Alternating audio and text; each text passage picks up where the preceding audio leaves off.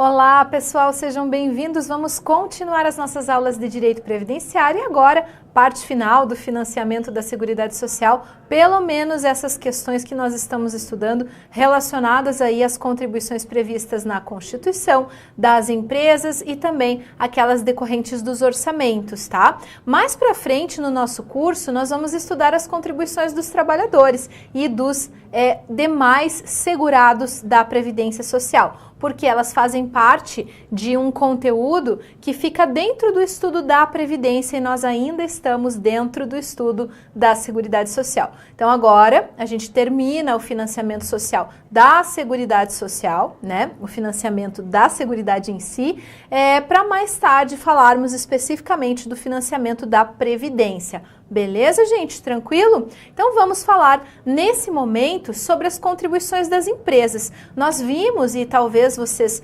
tenham percebido que as empresas realmente têm uma tarifação bem alta, né? Já que pagam contribuições incidentes por diversas bases de cálculo, diversos fatos geradores, né? Então, a gente vai entender como que isso funciona na prática, tá, gente? Vamos lá para o nosso conteúdo? Gente, financiamento da Seguridade Social, contribuição da empresa incidente sobre a folha de salários. Gente, no nosso primeiro inciso, lá da Constituição, artigo 195, nós temos a contribuição das empresas e equiparados incidente sobre a folha de salários. Nós vamos verificar agora como funciona essa contribuição, quais são as alíquotas, né, para que a empresa efetue esses pagamentos. Lembrando que a contribuição da empresa incidente sobre a folha de salário é a modalidade de contribuição previdenciária das empresas, né? Essas vão direto para a Previdência, tá? As demais, contribuição sobre faturamento ou receita e contribuição sobre o lucro, são contribuições não previdenciárias destinadas aos outros microsistemas da Seguridade Social. Então, nesse primeiro momento, a gente estuda a contribuição previdenciária das empresas, que é aquela incidente, como eu já disse, né, sobre a folha de salários. E ela está prevista no artigo 22 da Lei de Custeio. Vamos estudar? Olha só. Artigo 22, pessoal, a contribuição a cargo da empresa destinada à Seguridade Social, além do disposto no artigo 23, e aqui eu já antecipo a vocês que o artigo 23 trata da contribuição social da empresa, incidente sobre lucro, faturamento, aliás, sobre lucro ou faturamento e receita, tá? Mas, nesse primeiro momento, a gente estuda aquela incidente sobre a folha de salários. Olha como é que é, pessoal. A contribuição a cargo da empresa destinada à Seguridade Social, além daquela do artigo 23, ela vai ser de, gente, 20%. Olha só que alíquota elevada. A empresa paga, a título de contribuição social, 20% sobre o total das remunerações pagas, devidas ou creditadas a qualquer título durante o mês. Então, a gente tem esse limite temporal, né, para identificar o valor da contribuição todos os meses. Então, todos os meses a empresa pega o total de remunerações pagas, devidas ou creditadas. Por que pagas, devidas ou creditadas, né? Porque existem remunerações que podem ser pagas somente em outro mês ou foram adiantados os pagamentos, né? Então, isso, o que vai importar é o que as remunerações, né, devidas ou creditadas naquele mês. Se mesmo não tendo sido creditado o pagamento no mês específico, né, vai ser devida a contribuição social sobre aquela renda devida, certo? Tanto a devida quanto a acreditada, beleza? 20% sobre o total das remunerações pagas, devidas ou creditadas a qualquer título durante o mês. Pagas a quem, pessoal? Aos segurados empregados e trabalhadores avulsos que lhe prestem serviços. Nós vamos estudar quem são esses trabalhadores avulsos mais adiante, tá? Então, a empresa paga 20% sobre as remunerações pagas, devidas ou creditadas durante um mês aos segurados empregados e trabalhadores avulsos que lhe prestem serviços, destinadas, pessoal, remunerações destinadas a retribuir o trabalho, qualquer que seja a sua forma. Inclusive gorjetas, então, entram na base de cálculo desse tributo, entram as remunerações normais que ele recebe ao longo do mês a título de pagamento por retribuição ao seu trabalho, incluindo gorjetas, incluindo ganhos habituais sob a forma de utilidades e os adiantamentos decorrentes de reajuste salarial, quer pelos serviços efetivamente prestados à empresa, quer pelo tempo à disposição do empregador ou tomador de serviços, né? Nos termos da lei ou do contrato, ou ainda de convenção ou acordo coletivo de trabalho ou sentença normativa. Então, incide essa contribuição sobre tudo isso, tá, pessoal? Além disso, olha só, inciso 2, para financiar o benefício previsto nos artigos 57 e 58 da lei, lembra que eu conversei com vocês sobre a necessidade de indicação da prévia fonte de custeio para você ter um benefício novo? Quando se criou esses benefícios dos artigos 57 e 58, aposentadoria especial, que é devida a segurados expostos a agentes nocivos. Quando se criou esse benefício, era necessário uma prévia indicação da fonte de custeio, não é verdade? Isso é um princípio da nossa Seguridade Social. Então, antes de criar esses benefícios, o que aconteceu? Foi destinada uma dotação orçamentária específica, por intermédio dessa contribuição que a gente vai falar agora. Para financiamento desses benefícios, que são pagos aqueles expostos a agentes nocivos à saúde, né? E também para financiar benefícios concedidos em razão do grau de incidência de incapacidade laborativa decorrente dos riscos ambientais do trabalho. Então, assim, empresas, né, que acontece muito acidente, que os trabalhadores se machucam e por conta disso são concedidos benefícios por incapacidade temporária, né? Então, a pessoa está recebendo um auxílio doença, um auxílio por incapacidade temporária, um auxílio acidente por conta do ambiente de trabalho naquela empresa. Para custear esses benefícios, tá? Então, a empresa vai pagar sobre o total das remunerações pagas ou creditadas no decorrer do mês. Aos segurados empregados e trabalhadores avulsos, a empresa vai pagar um plus. Ela vai pagar o equivalente, gente, a 1% a mais sobre a mesma base de cálculo, que é a folha de salários. Essa empresa vai pagar 1% a mais, desde que essa empresa tenha uma atividade preponderante, né? O risco de acidente de trabalho seja considerado leve. Então, em cuja atividade preponderante, o risco de acidente do trabalho seja considerado leve. Então, a gente faz, gente, uma identificação se naquela empresa o risco da ocorrência de um acidente de trabalho é leve, né? Vai acontecer, vai, mas de vez em quando. Então, se o risco de acidente de trabalho daquela empresa é um risco leve, essa empresa vai pagar 1% a mais, com a finalidade de custear os benefícios por incapacidade decorrentes desses acidentes e também para custear os benefícios de aposentadoria especial em razão da exposição a agentes nocivos. Então, essa é a finalidade desse plus, dessa alíquota a mais paga por essas empresas. Estou falando aqui de equidade no custeio, não é mesmo, pessoal? Essas empresas que produzem mais acidentes vão ter que custear um valor maior, né? Uma alíquota mais alta, um plus na alíquota que é de 20%, né? Vai pagar mais 1% se o risco for considerado leve. Agora, se o risco for considerado médio, as empresas, né, cuja atividade preponderante o risco seja médio, vão pagar 2% a mais todos os meses incidentes sobre a folha de salários. Agora, para as empresas em cuja atividade preponderante o risco é grave, imaginem uma transportadora de líquidos radioativos, sei lá, algo nesse sentido, né? Tem um risco mais grave da ocorrência de acidentes, então o percentual é de 3% incidente também sobre a folha de salários. 1, 2 ou 3% se a atividade for leve, média ou grave, né, em razão dos riscos que ela apresenta de ocorrerem acidentes de trabalho, tá bom? Essa contribuição, ela também é chamada de GILRAT, antiga SAT, grau de incidência de incapacidade laborativa decorrentes de riscos nos ambientes, no ambiente do trabalho, tá, pessoal? GILHAT, essa parcela é denominada GILHAT. Então, a empresa todos os meses identifica qual é a folha de pagamentos e remunerações dos seus empregados, na forma como a gente viu, né, tudo aquilo que incide as gorjetas, os ganhos habituais, tá?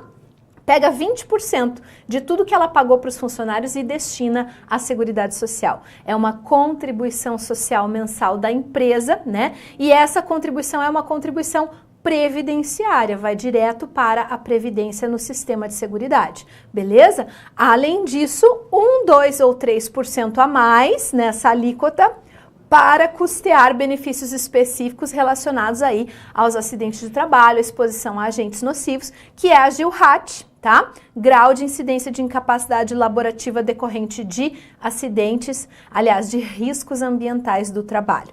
Beleza, gente? Tranquilo? Muito bem. Além disso, a empresa vai pagar 20%, né, o mesmo percentual, a mesma alíquota, sobre o total das remunerações pagas ou creditadas a qualquer título no decorrer de um mês para os segurados contribuintes individuais que lhe prestem serviços. Essa é uma contribuição da empresa incidente sobre a folha de salários, não apenas dos seus empregados, tá? Que estão lá registrados em carteira de trabalho, mas também incidente sobre a remuneração paga aos prestadores de serviços. Por quê? Porque muitas empresas contratam pessoas para fazer atividades, mas não acabam vinculando elas num contrato de trabalho na forma da CLT. Então, vai chamar prestadores de serviços e esses prestadores aí, sempre que receberem pelos serviços que prestaram, haverá 20% de incidência sobre o valor pago, né, que será uma contribuição social aí paga pela empresa. Beleza, pessoal? Tranquilo? Muito bem. Parágrafo 1º, olha só. No caso de bancos comerciais, bancos de investimentos, bancos de desenvolvimento, caixas econômicas, sociedades de crédito, financiamento e investimento, sociedades de crédito imobiliário, sociedades corretoras, distribuidoras de títulos e valores mobiliários, empresas de arrendamento mercantil, cooperativas de crédito, empresas de seguros privados, empresas de capitalização, agentes autônomos de seguros privados e de crédito, entidades de previdência privada abertas e fechadas, além das contribuições referidas nesse artigo, que é o artigo 22, e no artigo 23 é devida uma contribuição adicional, correspondente a 2,5% sobre a mesma base de cálculo definida nos incisos 1 e 3. Então, também incide sobre a folha de salários, né? Essa contribuição adicional de 2,5% paga pelos bancos, gente, financeiras, instituições de empréstimo de dinheiro. Essas instituições, em tese, têm, né, valores mais altos, digamos assim, trabalham com valores e tudo mais. Por conta disso, houve, em razão do princípio da equidade, né, houve a criação dessa disposição para que eles paguem 2,5% a mais, também incidente sobre a folha de pagamentos e remunerações, a fim de que haja, né, realmente equidade na forma de participação de custeio, tá bom? Então não esqueçam, bancos comerciais, bancos de investimentos, financeiras, vão contribuir com 2,5% a mais, né? Também incidente sobre a folha de salários todos os meses, beleza? Muito bem, pessoal. A base de cálculo da exação é tributo, tá? A base de cálculo desse tributo, dessa contribuição social, é a folha de salários, sendo irrelevante para a configuração do fato gerador o efetivo pagamento. Então, mesmo que a empresa deu calote nos seus empregados naquele mês, né? Então a empresa faliu ali, tá sem dinheiro, não pagou ninguém naquele mês. Tem que pagar a contribuição social? Tem. tem que pagar da mesma forma. Por quê? Porque esse valor era devido aos funcionários, né? Não foi pago, era devido. O fato de existirem valores devidos, esse é o fato gerador. Não importa se a empresa não pagou, tá? Tem que pagar a contribuição social da mesma forma. Beleza, gente? Qual é o critério temporal? A cada ciclo mensal. Então, todos os meses são pagas essas contribuições pelas empresas, tá? Gente, bem importante, coisa que cai em concurso público é isso aqui, ó. Prazo de arrecadação, tá? O prazo de arrecadação desses valores pela empresa é até o dia 20 do mês subsequente ao da competência, tá? Então, gente, quando eu falo em competência, você já sabe que eu falo do mês. Vamos imaginar que o mês referente, né, o mês de referência, o mês de competência é o mês de janeiro. Janeiro de 2023, tá? Qual é o prazo para a empresa arrecadar essas contribuições sociais que são devidas e que a gente acabou de estudar, né? A empresa tem até o dia 20 do mês subsequente para realizar o pagamento desse tributo, tá? Agora, se não houver expediente bancário no dia 20, vamos imaginar que dia 20 foi um domingo, certo? Se não houver expediente bancário no dia 20, o recolhimento dessa contribuição deve ser efetuada no dia útil imediatamente anterior, pessoal. Não é igual os nossos boletos que a gente paga no dia seguinte, né? Paga na segunda-feira, dia 21? Não! A empresa precisa se organizar e se o vencimento for num domingo, dia 20 cair num domingo, ela tem que antecipar o pagamento. Ela vai pagar no dia 18. Por quê? Porque dia 19 é sábado, né, pessoal? Então, ela vai pagar no dia 18, sexta-feira, né? Dia útil imediatamente anterior, certo? Para que seja recolhido no prazo, tá bom? A contribuição referente ao 13º salário, gente, deve ser recolhida sempre até o dia 20 de dezembro, tá bem? Até o dia 20 de dezembro a empresa recolhe as contribuições relativas ao 13º, tá? Pessoal, agora a gente vai falar das contribuições substitutivas. São substitutivas as contribuições que fica muito difícil em razão da natureza da atividade dessas empresas, fica muito difícil identificar a base de cálculo, muito difícil identificar o fato gerador. Vocês já vão entender, elas são chamadas de contribuições substitutivas, tá? O que significa contribuição substitutiva? É uma forma obrigatória, né, de substituir a contribuição. Então, nesse momento, quando eu falo que é uma forma obrigatória de substituir, vocês precisam entender que, embora seja uma contribuição chamada substitutiva, a empresa não tem a faculdade de pagar a contribuição substitutiva ou a contribuição normal. Não. Obrigatoriamente, a contribuição dessa empresa será a substitutiva, tá? Então, obrigatoriamente, é a forma obrigatória de substituir uma contribuição. Ela não tem a faculdade de optar, recolher de uma forma ou de outra. Não, ela vai contribuir dessa forma, da forma substitutiva obrigatoriamente, tá? Forma obrigatória de substituir a contribuição incidente sobre a remuneração de empregados e avulsos para outra forma de recolhimento, né? Então, a gente substitui tudo aquilo que você acabou de aprender, né? Aqueles 20% sobre o total de valores pagos aos empregados, aos contribuintes individuais prestadores de serviço, a gente substitui tudo isso por outra modalidade de contribuição de forma obrigatória. Letra A, existem várias, tá? A gente vai estudar. Letra A, é o caso, por exemplo, da associação desportiva que mantém equipe de futebol profissional em substituição à contribuição dos seus empregados. Por que isso, gente? Imaginem um time de futebol que paga R$1 milhão por mês para um dos seus jogadores. Qual vai ser a contribuição incidente sobre a folha de remuneração, a folha de salário desses jogadores, né? Seria muito alta a contribuição. Então, ao invés de pagar 20% sobre a remuneração total paga aos seus desportistas, as associações desportivas, né, que mantêm equipe de futebol profissional, vão pagar uma contribuição substitutiva. Em substituição a essa contribuição incidente sobre a folha de pagamento dos seus empregados, né, a gente vai ver que a alíquota é substituída para 5%. Presta atenção. Essa contribuição vai ser dividida em duas, tá? Ao invés de pagar aqueles 20%, ele vai pagar 5% incidente sobre a receita bruta decorrente dos espetáculos desportivos. Então, a contribuição social das associações desportivas será de 5% sobre a receita dos espetáculos, né? O responsável pelo espetáculo tem até 2 dias úteis após o espetáculo para recolher essa contribuição. Então, a gente muda, inclusive, o prazo de pagamento dessa contribuição.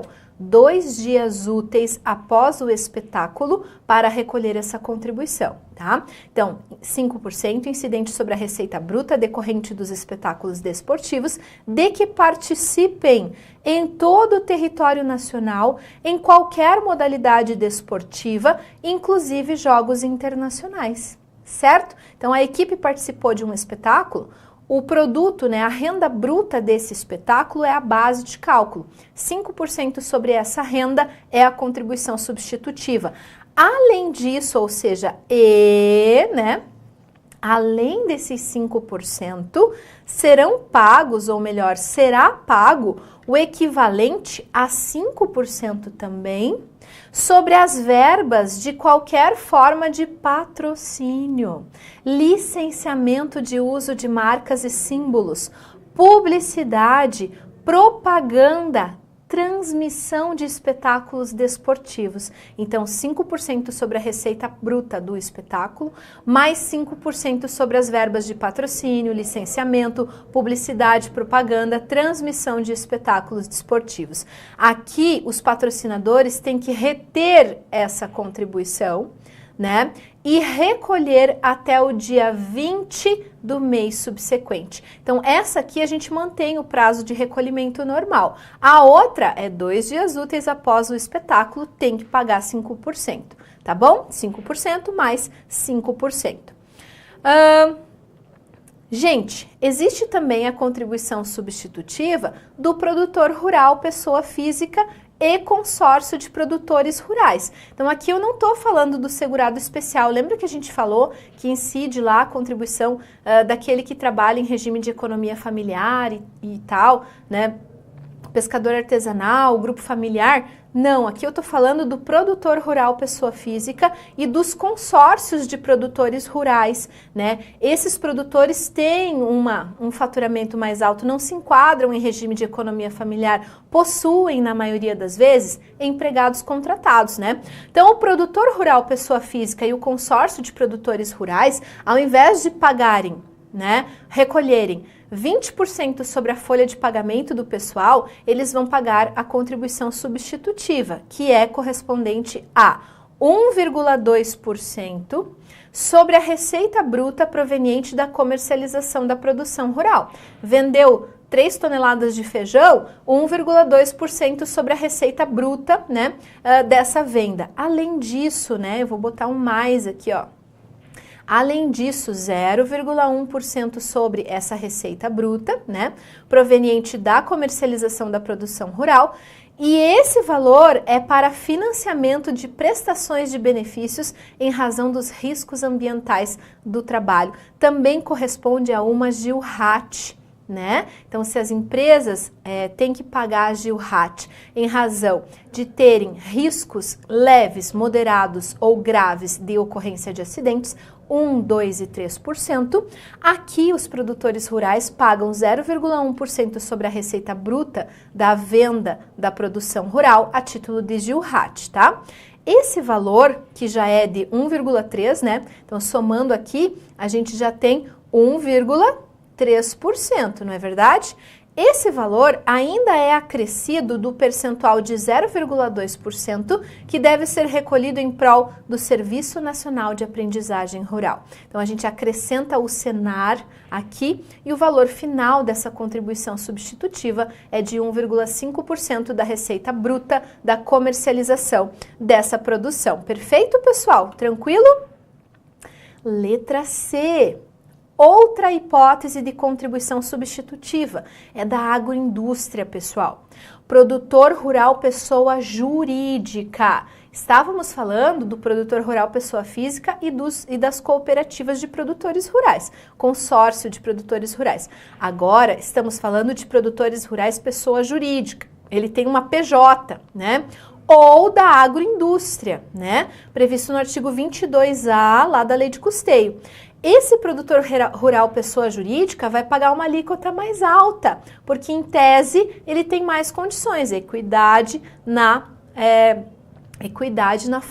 forma de custeio, né, da Seguridade Social. Então veja, esse produtor pessoa jurídica vai pagar 2,5% sobre a receita bruta proveniente da comercialização da produção rural, acrescido de 0,1% sobre a receita bruta da comercialização da produção rural para financiamento das prestações dos benefícios em razão dos riscos ambientais do trabalho, que é a GILRAT, né? Então, no final das contas, a agroindústria, os produtores rurais pessoa jurídica vão pagar 2,6% a título aí de contribuição social de forma substitutiva.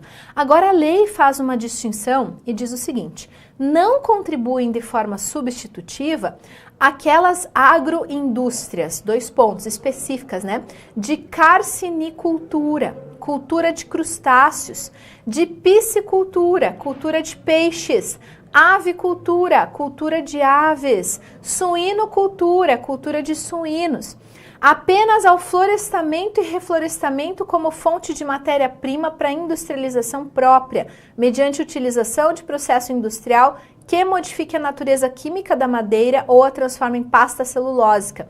Então, empresas fabricantes de papel também não se enquadram para fazer a contribuição substitutiva da agroindústria, né? E nem as cooperativas, tá bom? Cuidado com essas exceções, elas podem vir de repente aí na sua prova. Gente, a gente falou então das contribuições das empresas incidentes sobre as folhas de salário, das contribuições substitutivas para algumas empresas, né, e alguns equiparados a empresas, tá? Agora a gente vai falar das contribuições sociais das empresas incidentes sobre o faturamento e sobre o lucro, que estão previstas no artigo 23 da Lei de Custeio. Artigo 23. As contribuições a cargo da empresa provenientes do faturamento e do lucro destinadas à Seguridade Social, além do disposto no artigo 22, são calculadas mediante a aplicação das seguintes alíquotas, né? Então vejam que a contribuição sobre a folha de pagamentos era de 20%, além do GILRAT, além das instituições bancárias pagarem mais 2,5%. Além de tudo isso, elas vão pagar outras contribuições incidentes sobre faturamento e lucro. Olha quais são os percentuais. 2% sobre a receita bruta, né? Estabelecida segundo o disposto nos decretos ali, que vão dizer qual que é a receita bruta. Então, 2% sobre a receita bruta, que é o faturamento, né? 10% sobre o lucro líquido do período base, antes da provisão para o imposto de renda, certo? Então, eu tenho 2% ali sobre o faturamento ou a receita, né? Receita ou faturamento, mesma coisa, 2%, e 10% sobre o lucro líquido do período base, tá? Parágrafo 1º, no caso das instituições citadas no parágrafo 1º do artigo 22, né? A alíquota da contribuição prevista no inciso 2 é de 15%, que são as instituições financeiras, agentes autônomos de seguros privados e de crédito e entidades de previdência aberta e fechada. Essas instituições, ao invés de pagar apenas 10%, vão pagar 15% sobre o lucro líquido. Perfeito, pessoal? Entenderam? Captaram? Muito bem, vamos adiante, vamos responder uma questão de concurso, tá? Julgue o seguinte item relativo às normas gerais de tributação da Previdência. As empresas devem recolher contribuição adicional destinada ao financiamento da aposentadoria especial e dos benefícios concedidos em razão do grau de incidência de incapacidade laborativa decorrente de riscos ambientais do trabalho. Até aqui tudo certo. Para esse caso, aplicam-se os percentuais de 1, 2 ou 3%, de acordo com a classificação do risco de acidente do trabalho em leve, médio ou grave, que incidem sobre o total da remuneração paga devida ou creditada a qualquer título no decorrer do mês ao segurado empregado e ao trabalhador avulso. Essas alíquotas poderão ser reduzidas em até 50% ou aumentadas em até 100% em razão do desempenho da empresa em relação à sua respectiva atividade, aferido pelo fator acidentário de prevenção, que é o famoso, o glorioso FAT, pessoal. Tá certo? Como eu não falei sobre isso para vocês na nossa aula, eu trago aqui na resposta onde está essa questão da possibilidade de redução dessas alíquotas. Lá no artigo 10 diz o seguinte: a alíquota de contribuição, justamente porque é outra lei, tá? É a lei 10.666 que trata disso. Então eu trago aqui na resposta de concurso um complemento da nossa aula. A alíquota de contribuição de 1, 2 ou 3% destinada ao financiamento do benefício de aposentadoria especial ou daqueles concedidos em razão do grau de incidência de incapacidade laborativa decorrente dos riscos ambientais do trabalho, poderá ser reduzida em até 50% ou aumentada em até 100%, conforme dispuser o regulamento, em razão do desempenho da empresa em relação à respectiva atividade econômica, apurado em conformidade com os resultados obtidos a partir dos índices de frequência, gravidade e custo, calculados segundo metodologia aprovada pelo Conselho Nacional de Previdência Social, certo? Então, a gente sabe que aquele 1, 2 e 3% pode ser, reduzido em até 50%, pode ser aumentado em até 100%, a depender das estratégias adotadas pela empresa para coibir esses acidentes e essas incidências, graves, médias ou leves, de acidentes de trabalho dentro do seu conglomerado. Beleza, pessoal? Tranquilo? A resposta está certa, portanto, E aqui a gente finaliza o conteúdo sobre o financiamento da Seguridade Social por hora, porque a gente volta a falar sobre isso nas contribuições dos segurados dentro da Previdência Social. Espero você para a próxima aula. Um grande abraço.